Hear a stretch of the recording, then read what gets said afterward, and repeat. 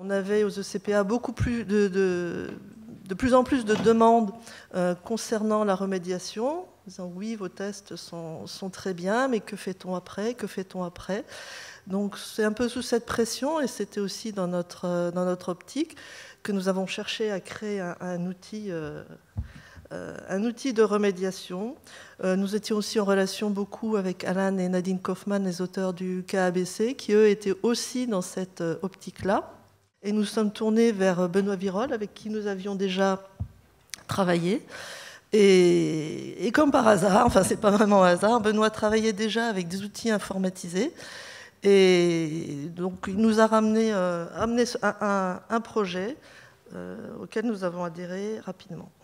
Les objectifs de la remédiation cognitive tels que l'avaient envisagé Benoît et nous-mêmes, c'est donc d'une remédiation cognitive et la mise en situation de l'exercice de la pensée dans un environnement conçu pour le déploiement le plus naturel possible du style cognitif individuel dans un cadre relationnel empathique. L'objectif quand même de notre travail, c'était de développer les compétences, de relever les défis grâce à l'accompagnement d'un adulte, et ça c'est vraiment très important. On ne va jamais laisser l'enfant complètement seul devant l'ordinateur, il pourra travailler seul, mais il aura toujours quelqu'un avec lui à qui il pourra s'adresser pour l'aider à comprendre les stratégies qui sont bonnes, les stratégies que lui il emploie qui sont bonnes pour le positiver, pour lui expliquer qu'il y a d'autres stratégies possibles, pour se sentir plus compétent en mobilisant progressivement son attention et ses fonctions exécutives de façon adaptée, pour l'aider à mobiliser ses ressources cognitives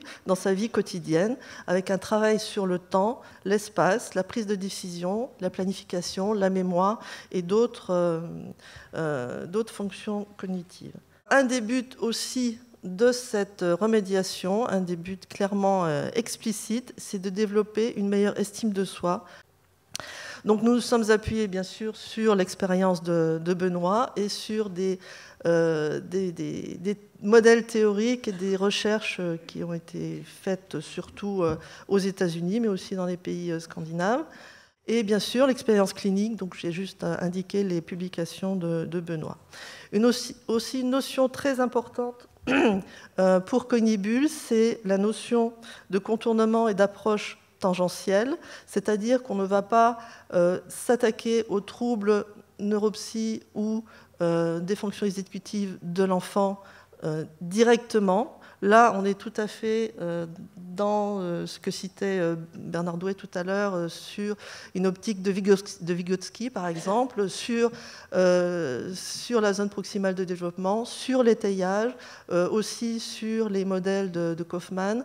On va s'appuyer sur des fonctions qui sont intactes chez l'enfant pour l'aider à progresser vers les fonctions qui sont déficitaires. Donc la méthode Cognibulle par elle-même consiste en 10 ateliers de 10 niveaux chacun de progression en difficulté qui sollicitent diverses fonctions cognitives. Donc on entre sur la plateforme remédiation des ECPA et on arrive sur le choix de ces 10 jeux. Il est préconisé des séances de 20 à 45 minutes quotidiennes, 5 jours par semaine, selon l'âge de l'enfant et selon ses capacités d'attention. Les premières séances se font au cabinet avec le praticien et les parents ou un référent adulte à qui le praticien va pouvoir expliquer la méthode et le comportement à avoir au domicile avec l'enfant. Et ensuite, l'enfant repart chez lui avec un lien Internet où il va pouvoir retrouver les ateliers pour les travailler chez lui. On a bien sûr fait une validation sur une quarantaine d'enfants pour contrôler que ça fonctionnait bien. Les 40 enfants ont été suivis par des psychologues qui ont été formés. Donc, qui peut bénéficier de Cognibulle? Donc, les enfants, principale cible de 5 à 11 ans, souffrant de troubles attentionnels ou cognitifs. Des patients plus âgés, donc scolarisés en classe spéciale, souffrant de retard mental, de troubles dysexécutifs, et même des adultes. Là, des études sont en cours avec des orthophonistes. Des enfants qui présentent des troubles du développement et avec qui l'on souhaite de travailler des fonctions cognitives particulières. J'ai extrait donc un cas d'enfant qui a participé à cette validation. Il s'agit d'Alex, un petit garçon de 9 ans, donc très peu à l'aise, très en retrait, vraiment d'une sensibilité, d'une émotivité extrême, qui n'a même pas voulu terminer Enfin, il a terminé, mais il a avec beaucoup de mal le premier whisk en rejetant les protocoles en disant « j'y arriverai jamais, c'est trop difficile, laisse-moi tranquille » à la psychologue qui l'a suivi. Et c'est vrai qu'il est signalé à l'école pour des troubles d'attention et de concentration. On voit quand même qu'il a un raisonnement perceptif à 102, donc bien dans la moyenne. Donc on peut supposer quand même quelques potentialités chez cet enfant. Un niveau faible de compréhension verbale, un indice de mémoire de travail faible aussi, et alors un indice de vitesse de traitement qui est vraiment pas très bon. Donc Conibule lui a été proposé. Il l'a utilisé très sérieusement avec des échanges avec la psychologue pendant 10 semaines.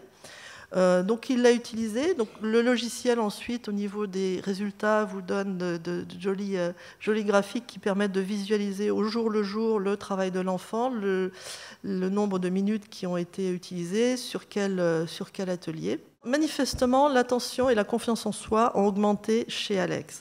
Il a mobilisé progressivement ses fonctions exécutives et de façon adaptée. Il a pu se sentir plus compétent et beaucoup plus efficace. Et il a été beaucoup moins angoissé dans les épreuves de retest. Je précise que la psychologue qu'il avait vue, c'était une psychologue qui avait quand même l'habitude de travailler avec lui. On ne peut pas dire qu'il a été angoissé par la rencontre avec la psychologue à la première administration du test.